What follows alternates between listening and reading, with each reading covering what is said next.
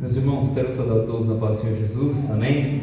Irmãos, pode se assentar, graças a Deus, mais uma oportunidade, mais um culto, Deus nos dá. Quero que os irmãos abram suas Bíblias, por gentileza, na carta do apóstolo Paulo aos Filipenses, capítulo de número 4, versículo de número 7. Bom, diz assim, Filipenses 4:7: e a paz de Deus, que excede todo o entendimento, guardará os vossos corações e os vossos pensamentos ou sentimentos em Cristo Jesus. Amém? Só quero ler esse versículo. Eu não quero nessa noite pregar uma mensagem expositiva, né? Meu objetivo não é expor propriamente dito esse texto, mas ter ele como um tema, ter ele como texto base para o tema que eu quero falar sobre 5 princípios bíblicos para nós termos mais saúde emocional, para que a gente possa lidar melhor com as nossas emoções em nosso dia a dia. Eu estava me preparando para ontem pregar sobre emoções, né, em uma igreja. Me proporam esse tema, né, para falar sobre emoções em fé, ou o que a Bíblia fala sobre como que a gente deve lidar com as nossas emoções, e eu achei um tema interessante e resolvi trazer aqui para a igreja também, certo? Então vamos lá. Eu acredito que foi se falado mais sobre emoções depois de um livro que primeiramente foi publicado na década de 1990, chamado Inteligência Emocional, do Daniel Goleman. Esse é um conceito que até então a galera não se falava de inteligência emocional, todo mundo falava de QI, quociente de inteligência, né? Todo mundo falava que o que importava mesmo era o quanto de informações você consegue colocar na sua mente, o quanto que você consegue resolver problemas.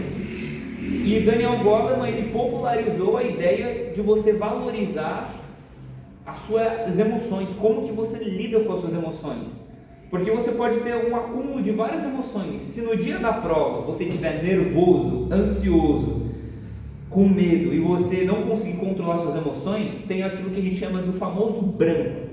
Você esquece, você não consegue raciocinar direito.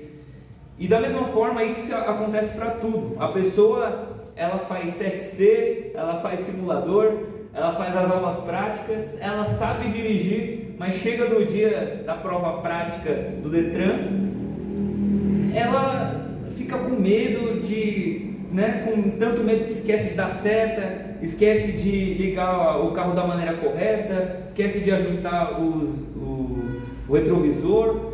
Ou seja, as emoções, elas acabam dominando aquilo que a gente chama em psicologia de sequestro emocional. As emoções tomam o controle da pessoa e ela não consegue lidar.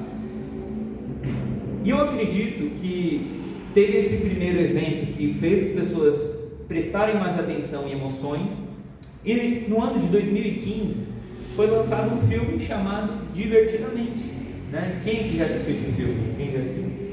Divertidamente, que é um filme mais focado para crianças, né? Mas que eles tiveram uma ótima sacada em explicar, tanto para crianças quanto para adultos, adolescentes, quando vêm, começam a entender um pouquinho melhor sobre emoções, como que o nosso cérebro ele está toda hora se regulando, se mexendo, está toda hora se ajustando às situações. Vamos gerar raiva, vamos gerar alegria. Bom, o que a gente faz agora? A pessoa tem que estar com medo, ou seja, o nosso cérebro está toda hora se adaptando às situações, certo? Dentro da teoria das emoções, a gente tem 7 emoções primárias ou básicas, né? É como se fossem as emoções, como se fosse um alicerce sobre a qual todas as outras vêm. Então, as 7 emoções básicas seriam alegria, tristeza, medo, raiva, surpresa, nojo e desprezo. Todas essas emoções constituem o ser humano, e a partir dela surgem outras. Por exemplo, ansiedade é uma emoção que advém de uma outra emoção chamada medo. Ansiedade nada mais é do que medo, né? Só que um medo relacionado ao futuro. E assim sucede para todas as emoções, certo? O que são emoções, para a gente começar a definir aqui? Existem várias teorias, mas uma definição bem simples: emoções seriam sentimentos que carregam significados dentro de nós. A gente apreende a realidade e a gente consegue captar ela em nossa fisiologia, nosso corpo. A gente consegue ter pensamentos, né, sobre as coisas. Então, isso que são as emoções. Vamos lá, vamos falar então sobre os 5 princípios que eu listei aqui, sobre como que a gente pode lidar melhor com as nossas emoções. Primeiro, a vida, ela não é sobre nos sentirmos bem, mas é sobre a nossa capacidade de sentirmos tudo.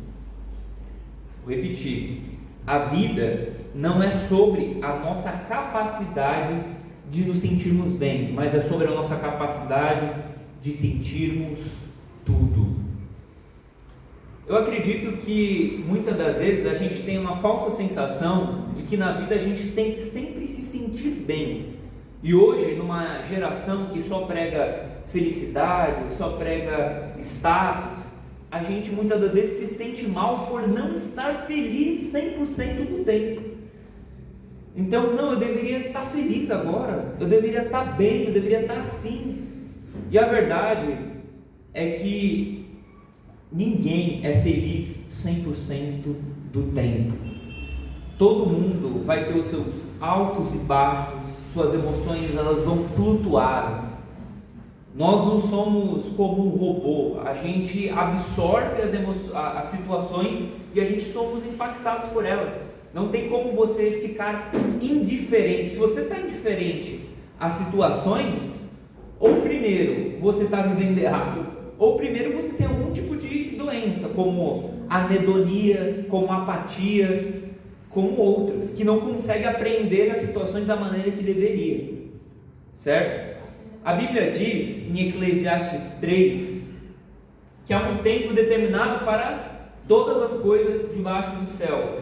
E aí, quando chega no verso 4, ele diz que há tempo de chorar e há tempo de rir, há tempo de prantear e há tempo de dançar. Ou seja, cada situação vai gerar um tipo de emoção e está tudo bem. Agora, se no momento de chorar você quiser rir, você está vivendo uma incongruência. Você está querendo viver um sentimento que a situação não demanda aquele sentimento.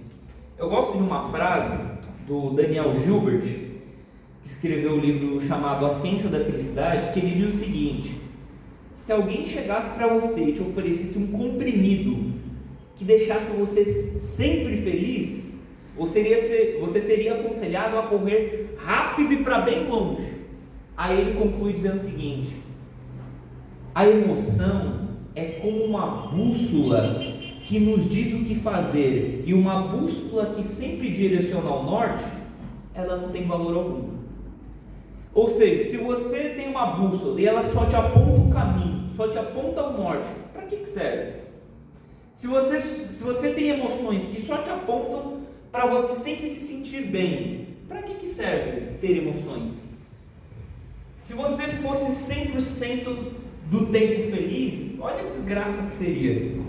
Você ia perder seu emprego, tá tudo bem, vamos sorrir, a vida continua. Você ia perder um familiar seu avô, seu pai, seu filho, aleluia, que bom, né? Ou seja, você ia viver uma incongruência existencial. A situação demanda uma postura e você está sentindo outra coisa.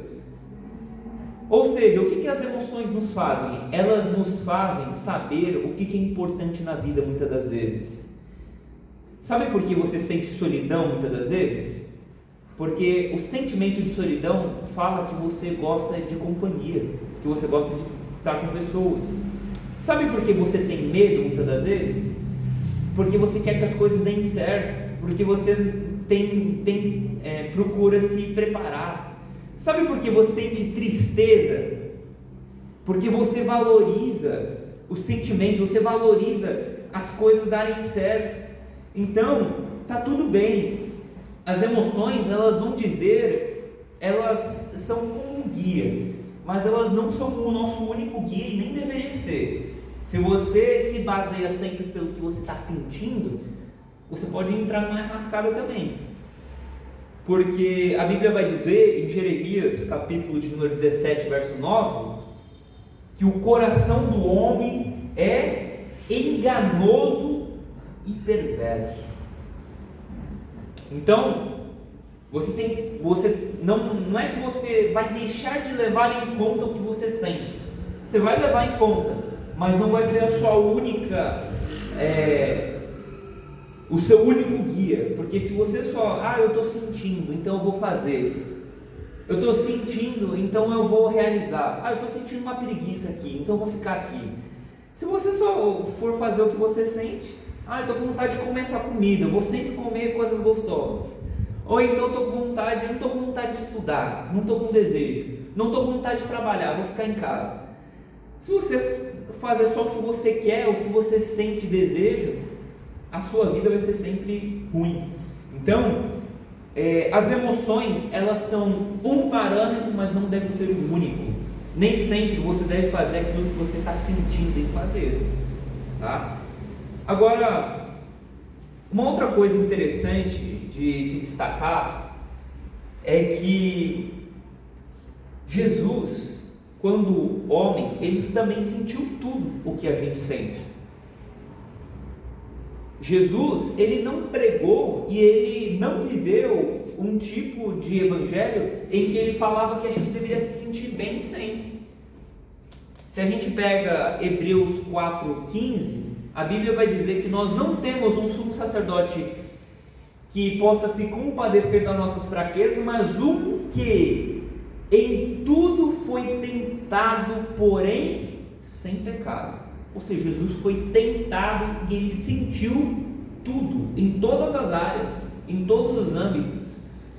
A Bíblia vai dizer que em João 11:35, que Jesus, quando viu a morte de Lázaro, Jesus chorou. A Bíblia vai dizer que Jesus, em Mateus 26, quando ele estava no Getsemane, ele diz que a minha alma está angustiada até a morte. Ou seja, a Bíblia vai dizer que o seu suor se transformou em sangue. Então, Jesus, ele não falou que a gente deve se sentir sempre bem, que a gente não vai ter tristezas, certo? O problema, irmãos, que eu vejo, não é nós sentirmos coisas, é a maneira que a gente vai viver a partir do que a gente está sentindo, certo? Então, vamos dar um exemplo. A Bíblia vai dizer que Abel, ele fez a oferta dele, Deus aceitou, e Caim, ele fez sua oferta, Deus rejeitou, e ele sentiu raiva e inveja de seu irmão, ele sentiu ódio. O ponto é, o problema é o ódio. Muitas das vezes a gente vai ter ódio por coisas que não deveriam sentir, mas o que Deus fala quando ele sentiu ódio? O que Deus chegou e falou para Caim? Olha, o pecado está à porta, cabe a ti dominá-lo. Ou seja, os sentimentos, eles vão vir, porque é o que constitui o ser humano. Todos nós vamos sentir tudo, e está tudo bem sentir. Sentimentos é o que constitui o ser humano. O problema é, o que você vai fazer com o que você está sentindo? Se você sente uma concupiscência, sente um desejo por algo, se você sente raiva, ódio, sentimento de vingança, o que você vai fazer com isso? Esse que é o ponto. O ponto não é sentir, é a ação que vem depois do sentir, ok? Bom, segundo princípio, primeiro a vida não é sobre nos sentirmos bem, mas é sobre a nossa capacidade de sentirmos tudo. 2, chorar é uma ferramenta divina para aliviar a nossa dor. Às vezes a gente acha que chorar é para a gente muito fraco, né? Olha que pessoa fraca, está chorando aí. Deixa ela chorar. Muitas vezes nós somos ensinados a não chorar, né? Não, homem não chora. Ou então, para de chorar. As coisas são assim mesmo. Você tem que seguir em frente. Esse choro está me irritando. E a verdade é que chorar é para pessoas inteligentes. Por que eu estou dizendo isso? Presta bem atenção, raciocina comigo. Deus, quando formou o homem, Ele colocou braços, Ele colocou pernas, Ele colocou boca, Ele colocou ouvido, Ele colocou olhos, e Ele colocou do lado do seu olho um buraquinho pequenininho do lado do seu olho, que se chama dentro da anatomia de canal lacrimal. Um buraquinho que a única função dele é derramar lágrimas, é derramar uma quantidade de água. Aí você para pensar, por que Deus Ele criou o canal lacrimal? Por que Ele, dentro da anatomia, Ele criou tudo? Ele resolveu, vou colocar um negocinho do tamanho de um alfinete, bem pequenininho, do lado do seu olho, para que o ser humano possa chorar. Sabe por quê? Porque Ele entendia, Deus sabia que em alguns momentos a gente ia viver coisas tão difíceis, tão absurdas, tão sem sentido, que esse canal lacrimal, esse buraquinho do lado do nosso olho ia conseguir aliviar um pouco a nossa dor. Às vezes a gente não encontra palavras para descrever algumas dores e a gente só consegue chorar, e o chorar alivia. O chorar ele traz como se você não conseguisse expressar de outra forma, você expressa chorando.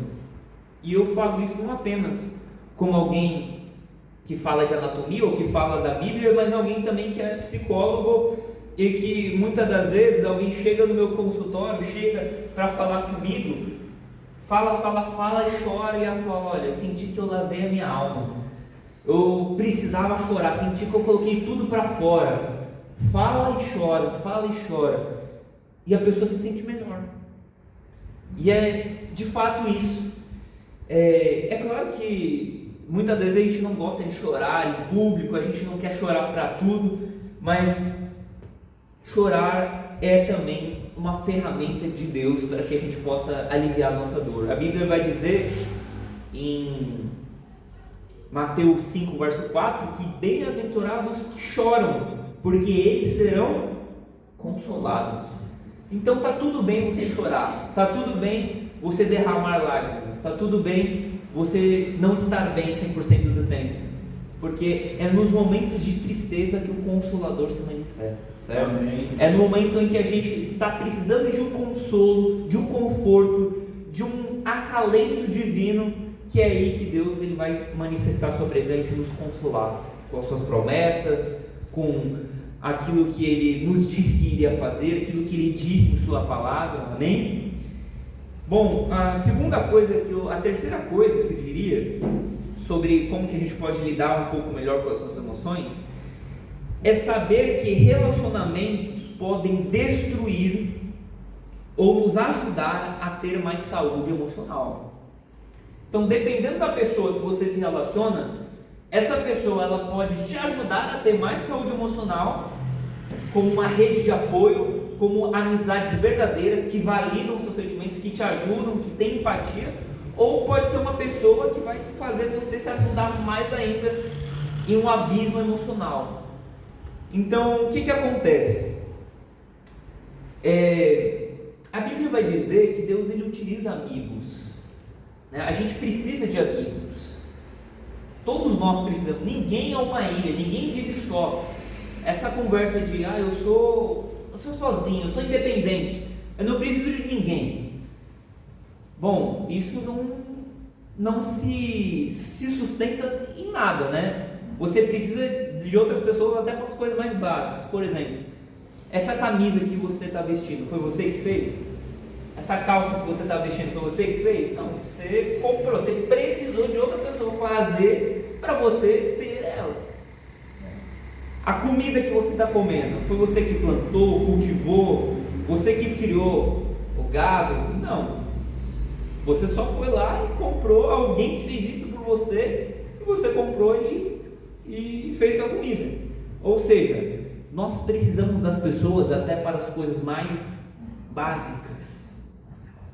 A Bíblia vai dizer, olha só que interessante, irmãos, em Gênesis capítulo 1 e 2, a Bíblia vai dizer que Deus ele criou o mundo, criou todas as coisas, criou os animais e pediu para Adão dar nome aos animais.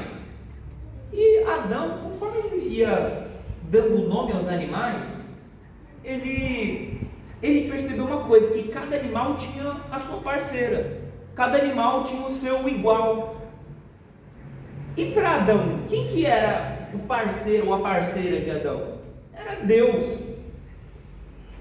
Só que aí Deus ele dá um diagnóstico para Adão: não é bom que o homem viva só, ou esteja só. Isso não foi Adão que falou, não foi Adão que chegou, ô Deus, prepara alguém, é muito ruim estar sozinho. Não foi Adão que falou isso, é Deus. Deus ele olhou e falou assim: não é bom que o homem esteja só, far-lhe-ei uma adjuntora que seja idônea. Ou seja, ninguém foi feito para viver sozinho. E aí você para pensar, bom, mas Adão estava sozinho? Adão estava com Deus, a melhor companhia de todas. Mas isso é para ilustrar que quando o assunto é relacionamentos, nem Deus basta. Gente precisa de Deus e gente precisa de gente. Pessoas precisam de pessoas. Ali não é sobre apenas relacionamento conjugal, ali é sobre relacionamento entre seres humanos, ok? A Bíblia vai dizer em Provérbios 17:17 que em todo tempo ama o amigo e na angústia nasce o irmão. Então, se você é um bom amigo, se você é um bom parceiro, você vai ter bons amigos. E no momento em que você precisar, no momento de angústia, você vai ter alguém que te ajude, que te eleve. A Bíblia vai dizer em Eclesiastes 4:9 que é melhor serem dois do que em um, porque tem melhor paga do seu trabalho, porque caindo um, o outro o levanta. Agora, ai porém daquele que estiver só caindo, quem o levantará? Ou seja, todo mundo precisa de alguém, um apoio emocional, alguém que te ouça, te escute, seja um relacionamento, seja uma amizade, ok? A Bíblia vai dizer em 2 Coríntios capítulo 7, versículo 5, Paulo, ele estava indo para Macedônia e ele diz assim: quando nós chegamos à Macedônia, não tivemos descanso algum, por fora combates, por dentro temores. Ou seja, quando ele chegou, ele estava sendo perseguido. Se vocês lerem em Atos 16, quando ele chegou à Macedônia, teve aquela mulher com espírito de adivinhação, depois ele foi para a prisão, Paulo e Silas, a história que nós conhecemos. Ou seja, aquela descrição ali: por fora combates, por dentro temores. E como foi que Deus ajudou a Paulo naquele momento? O versículo 6 diz, 2 Coríntios 7, 6: mas Deus, que consola os abatidos, me enviou a Tito. Amém. Ou seja, Deus ele viu que ele estava precisando de um consolo. De que maneira Deus consolou? Enviando um amigo, enviando a Tito. Muitas das vezes Deus ele vai te consolar em suas orações, ou ele vai te consolar enviando alguém, um amigo, enviando uma pessoa para te ouvir, para te entender, para te apoiar, para te motivar e para te incentivar a ficar firme na fé. Ok? Então nós precisamos da igreja, precisamos de pessoas, ok? E a gente, além de precisar de outros, nós temos que nós também sermos esse instrumento de Deus para consolar outras pessoas. Muitas vezes a gente quer ser consolado, mas nós não queremos consolar ninguém. A gente quer que tenhamos um ombro amigo, mas nós não oferecemos nosso ombro para ajudar ninguém. Então é muito importante que nós possamos pedir a Deus bênçãos, mas que nós também sejamos bênçãos na vida dos outros. Amém. Que nós possamos pedir a Deus resposta de oração, mas que nós também sejamos resposta de Deus a orações de outras pessoas. Amém? Bom, 4. Perdoar é fazer uma faxina na alma. Então, muitas das vezes a gente carrega muitas emoções maltratadas dentro de nós. Nós carregamos, por exemplo, a palavra, presta atenção na palavra mágoa. Mágoa, se você separar, é má água, água podre, água ruim, que fica acumulada. Mágoa é como se você te carregasse um poço de emoções maltratadas dentro de você. Você carrega sentimentos. Se você não consegue liberar perdão para algumas pessoas, você vai ficar carregando essa emoção e ela vai só te fazer mal. Eu sei que muitas das vezes falar sobre perdão é difícil.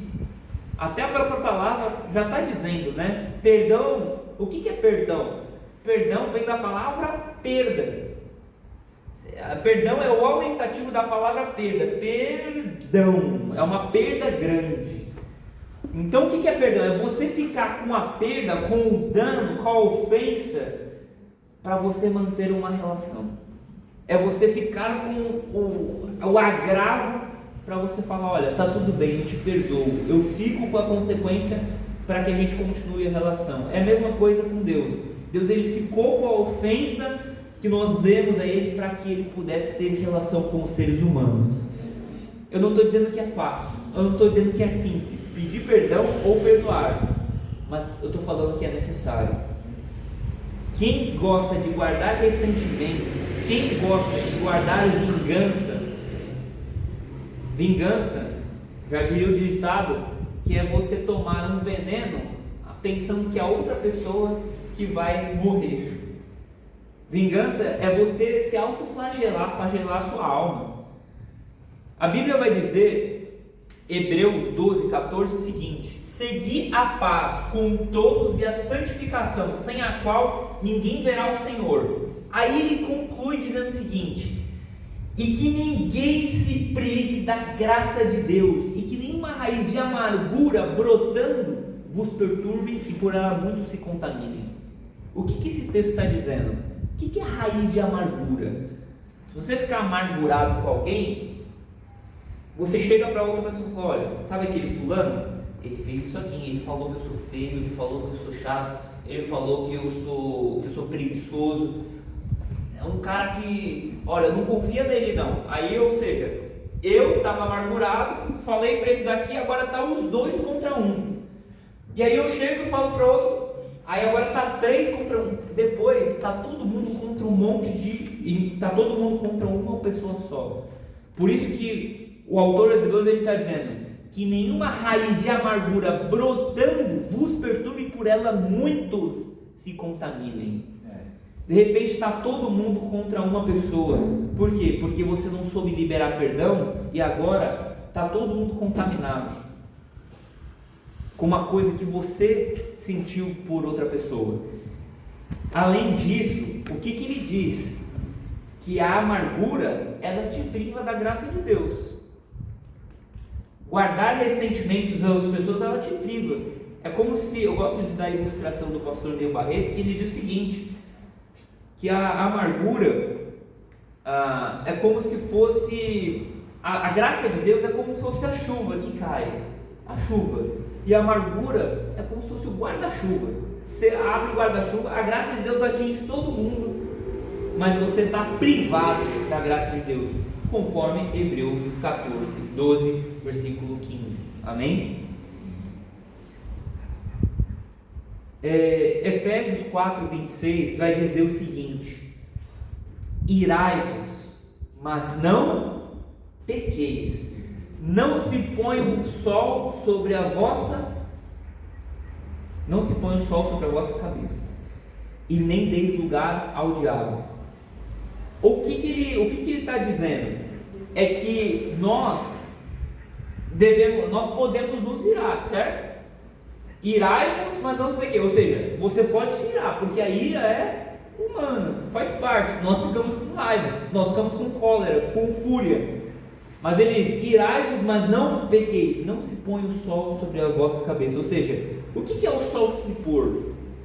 O sol nasce e o sol se põe. O que ele está dizendo ali? Não deixa que o sol venha se pôr e você esteja com essa ira. Não permita com que ele nasça e se ponha e você ainda esteja com essa ira guardada no seu coração.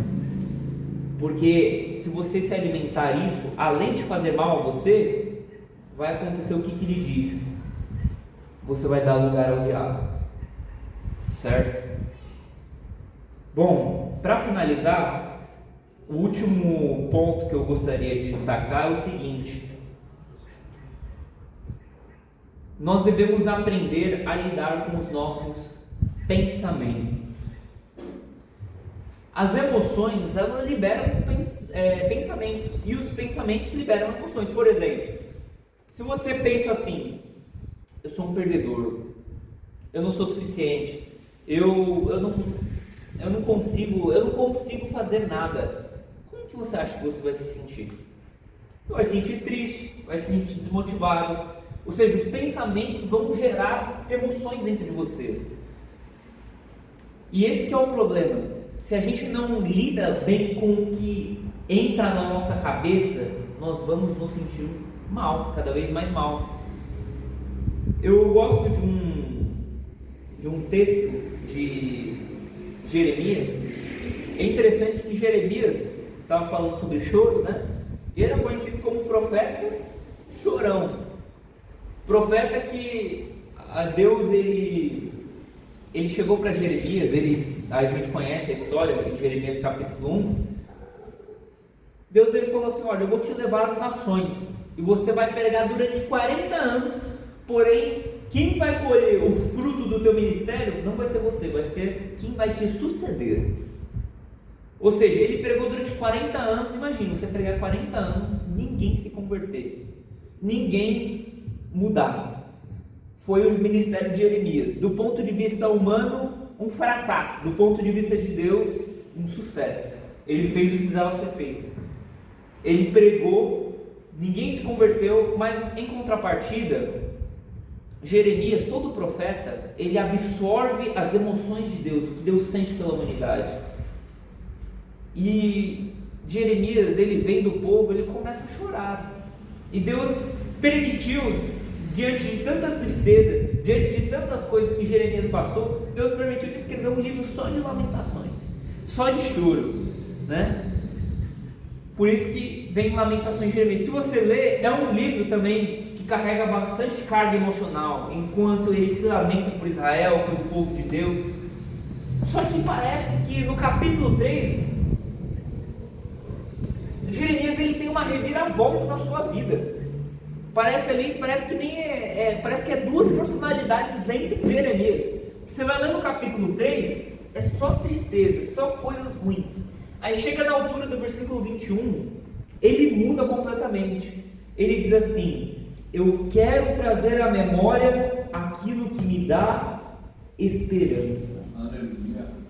Olha só, ele está só só triste, só lamentando tantas coisas. Aí chega no versículo 21, é como se ele pensasse: eu não posso pensar só em coisas ruins, eu não posso só me lamentar, eu preciso ter esperança.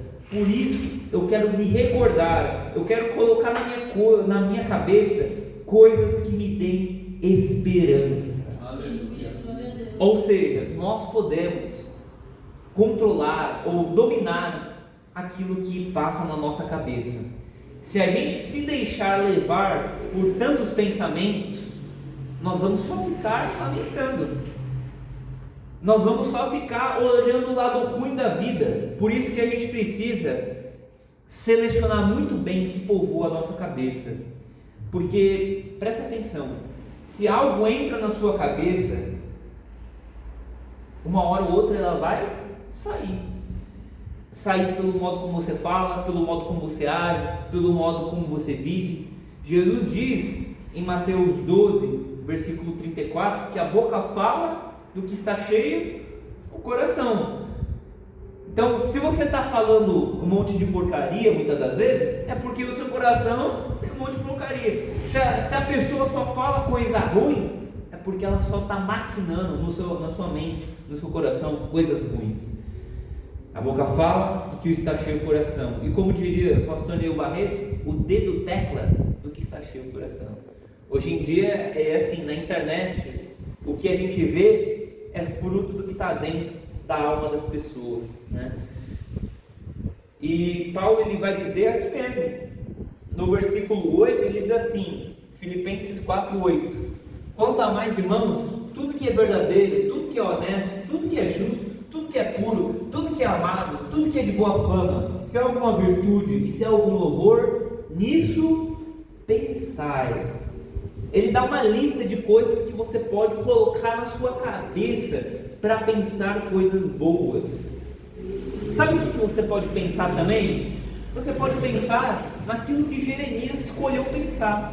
Ele diz: eu quero trazer à memória aquilo que me dá esperança. O que deu esperança para Jeremias? Ele diz no versículo 23: as misericórdias do Senhor são a causa de não sermos consumidos. Amém. As suas misericórdias não têm fim e elas se renovam a cada manhã.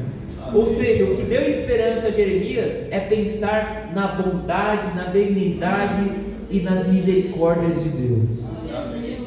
Pensar sobre isso, pode ter certeza, vai fazer você se sentir muito melhor. Paulo, ele também diz isso. Para finalizar, eu vou te dar mais uma recomendação que eu acredito que dentro da ciência é muito comprovado também, sobre o poder da oração, né? E a Bíblia diz o seguinte, em Filipenses 4:6: não estejais inquietos por coisa alguma, antes as vossas petições sejam em tudo conhecidas diante de Deus pela oração e súplica com ações de graças. Ou seja, quando a gente ora, a gente coloca para fora todos os nossos sentimentos, e Deus sabe o que você está sentindo, Deus sabe o que você está pensando, e Ele está pronto a te ouvir e te ajudar e a dar aquilo que Ele diz no versículo 7: a paz de Deus que excede a todo o entendimento. Amém. Essa paz, o que ela vai fazer? Ela guardará os vossos corações e os vossos pensamentos em Cristo Jesus. A paz de Deus é como um guardião, é como um porteiro que só deixa entrar pensamentos positivos e coisas que vai te ajudar a lidar. Posso até ser que você se sinta triste, está tudo bem, mas essa tristeza ela não vai morar dentro de você, não vai criar um habitat ali. Ela vai e vai embora, porque Deus ele vai guardar o seu coração. Amém? Que Deus em Cristo abençoe. Eu agradeço a oportunidade em nome do Senhor Jesus. Amém, irmãos?